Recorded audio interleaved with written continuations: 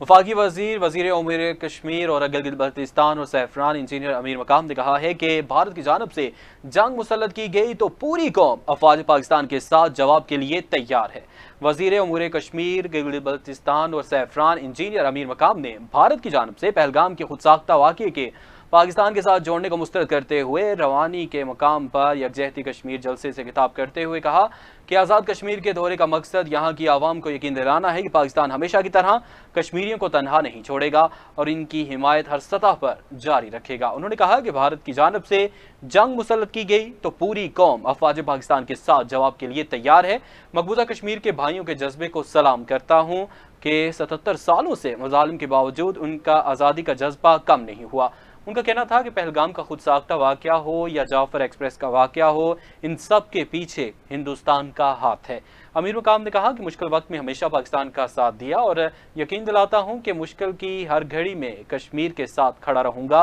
वज़ीर अमूर कश्मीर ने साबिक वज़ीर आज़म राजा मोहम्मद फ़ारूक हैदर खान समेत नून लीग की दीगर क़यादत का यकजहती कश्मीर के कामयाब जलसे के इनेकाद पर शुक्रिया अदा किया। राजा मोहम्मद फ़ारूक हैदर खान ने वज़ीर अमूर कश्मीर, गिलगित बल्तिस्तान की जानब से इस मुश्किल घड़ी में कश्मीरियों के साथ यकजहती करने लाइन ऑफ कंट्रोल के इलाके आमद पर शुक्रिया अदा करते हुए कहा कि पाकिस्तानी कौम को पैगाम देना चाहता हूँ कि कश्मीरी अवाम वज़ीर आज़म आज़ाद कश्मीर और चीफ ऑफ आर्मी स्टाफ की पुश्त पर खड़े हैं।